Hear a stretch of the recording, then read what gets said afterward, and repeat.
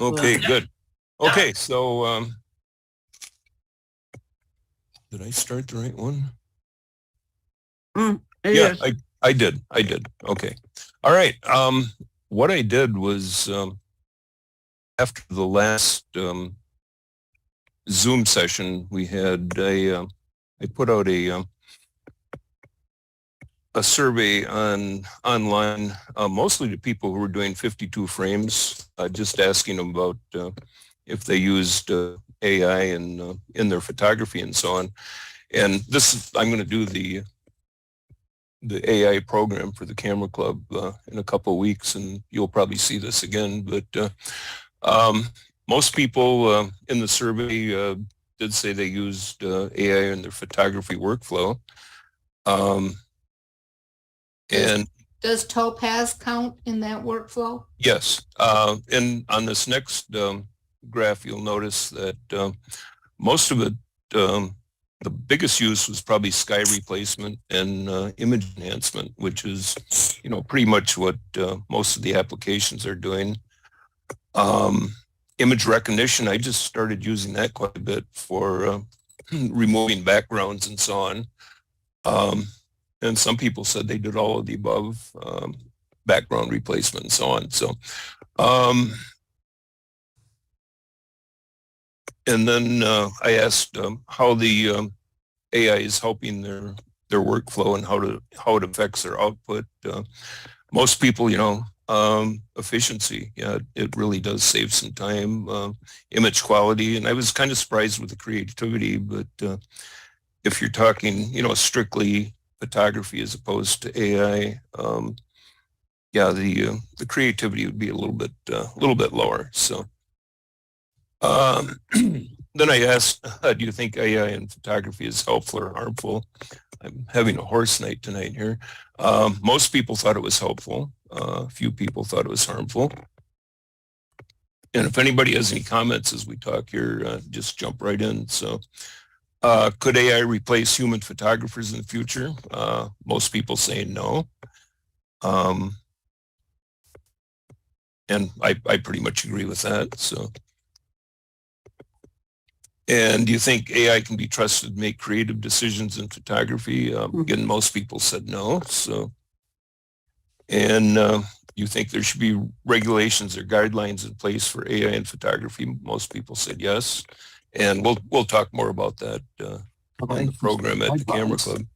Pardon me? I should turn my mic off. I'm talking to myself. Okay.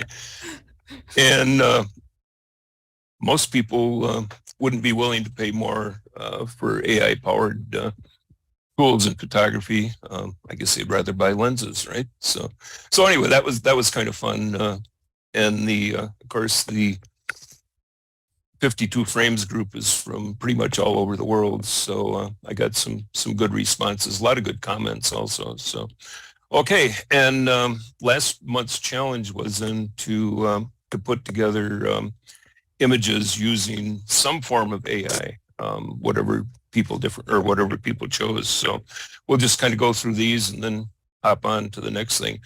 Steve, we'll let you start. So. This is shot from the ravines out there in I guess it's probably Hudsonville, Jenison area, looking down at the Grand River.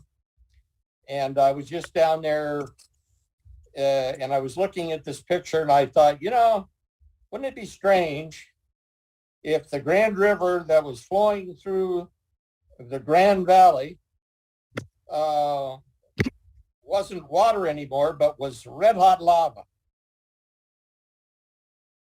So I thought, how could I simply create a picture where I replace the water with red hot lava? So I used AI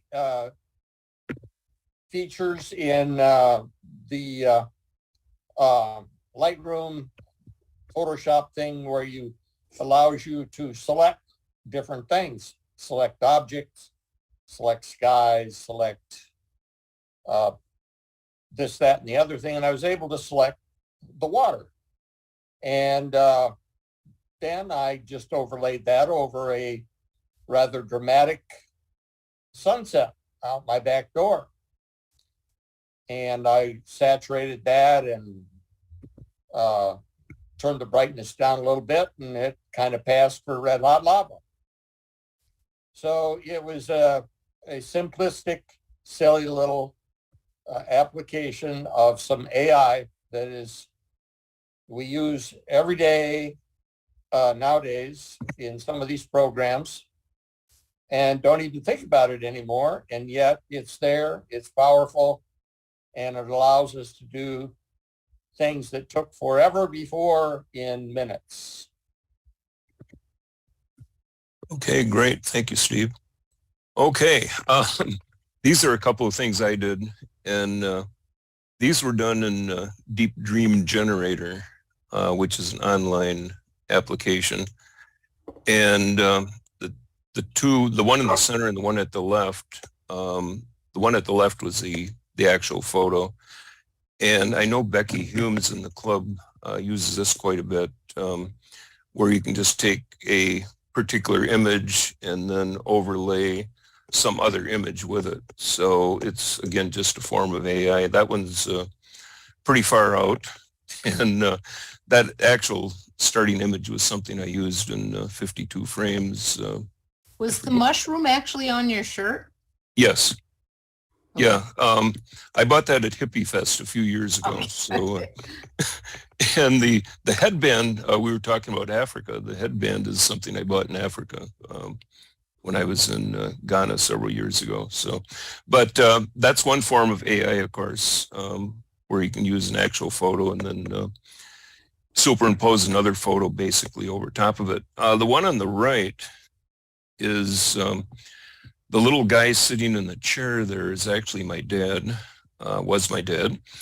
And my daughter-in-law is an artist, and she did little sculptures of my dad and myself.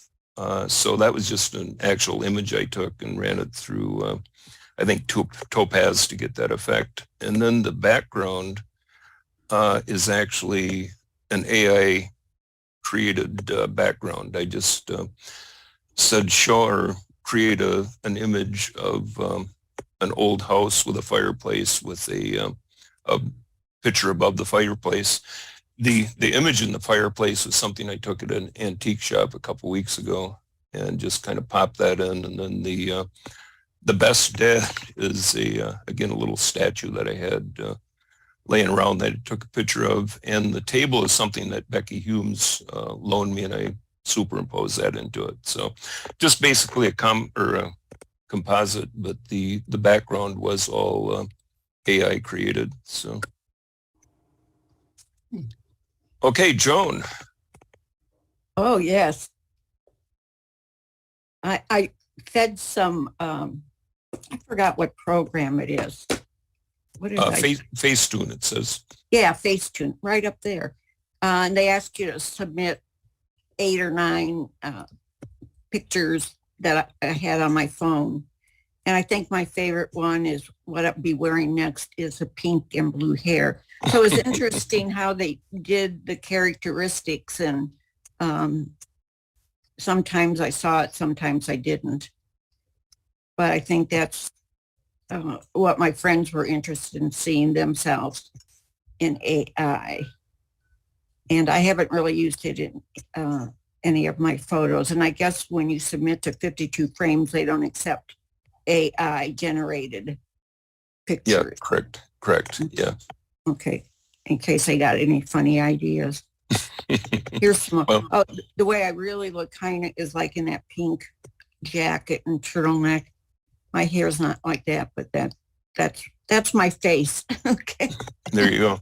I like the astronaut picture too. So Yes. you might think about a hairstyle like that. Yeah. Well, I can do that, but it scares people in the neighborhood.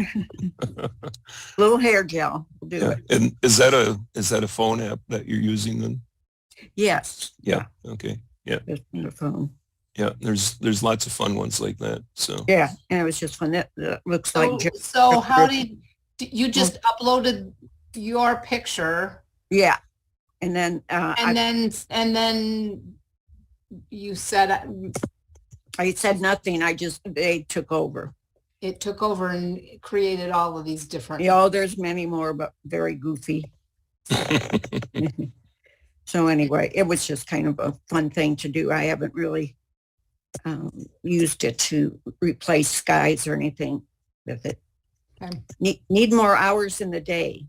yes, you do. Okay, great. Thank you, Joan. You're welcome. Okay. This is something else that I played around. DDG is Deep Dream Generator.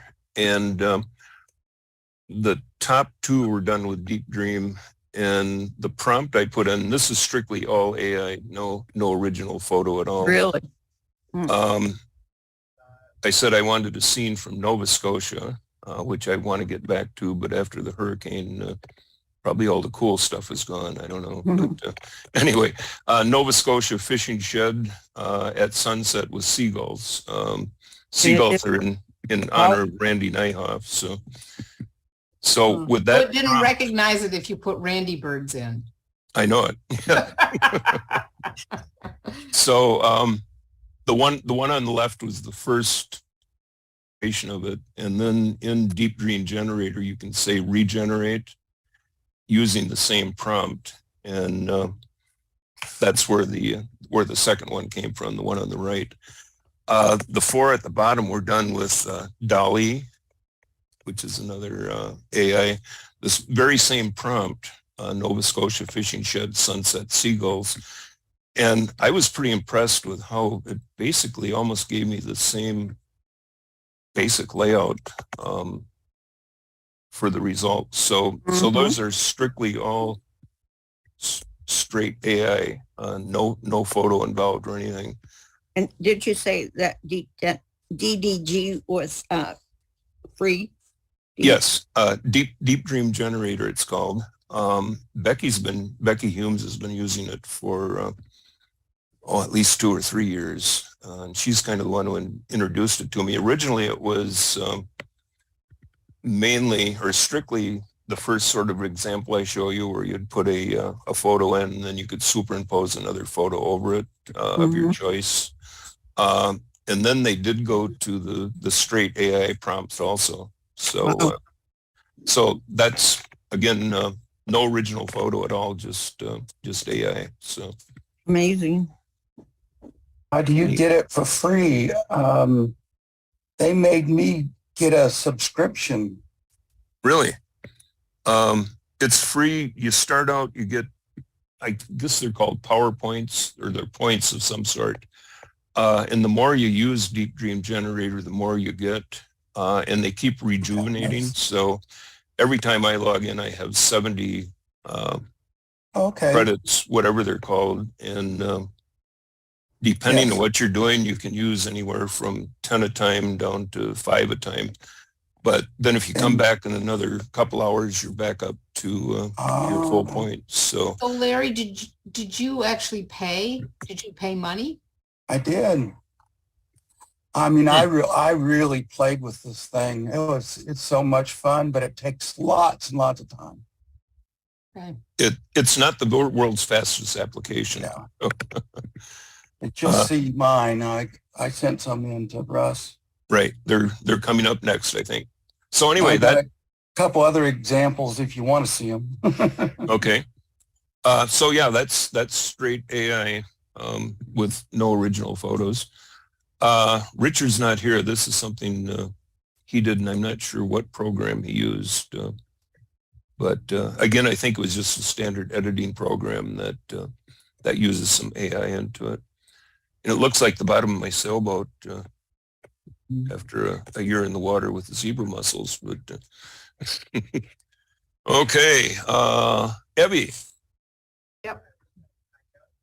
Okay. Probably about a month ago when we were first talking about it, I thought I'd check out Midjourney because, well, for Mike's books, we were paying for iStock photography, we're paying between $700 to $1,000 for an image for his covers. And I think he's got about 17 books now. And I thought, hey, maybe I would be able to use Midjourney and produce covers that were not copyrighted that I could use in his books for promotion, for his MailChimps, for his website. And so I plugged in one of the characters, which is his books are about a Chicago detective who has a daughter who's a New York detective, and that is the girl in the upper left-hand corner. That's how we described her. And I thought, wow, this is much better. This is much cheaper than Yeah. paying Yes. iStock for one picture. And so we were able to play around with this. And then I regenerated the girl on the left and created 4 more of her. And then he's got a new book coming out in probably a month. And the title of the book is Liz, L-I-Z. And it's a story about a girl from California, and she's got pink hair. So that's one of the images that Oh, cool. I created of her. And I really like how it's turning out. And then Is Midjourney a paid program? you can use it for free, but I did eventually, I bought a year's worth, and it was it's $9.95 a month, but if you buy it by the year, you get like $2 knocked off each month. So I thought, well, it's worth a try. And so then the detective, the father detective, he lives on Sugar Island in a log cabin. So I told it to make a really upscale log cabin, and that's the bottom left is where that came from. If you look at the bears up close, they're really supposed to be, our friends have a really cool log cabin in the UP that I kind of wanted it patterned after, but they have like 12-foot carved bears on each side of the front door as you walk in. Really? They're Wow. so cool. And so this is what I asked for. These little guys are what I got, but I can play around more with that as well. And then the picture in the middle on the bottom is, I asked it for some wild Lake Superior waves with some pine trees, and it gave me that, which I thought were kind of cool. Looks like a pretty scary storm. And then I thought, well, I'll just do one more thing. I'll have it make me a espresso maker. So that's the image on the bottom right.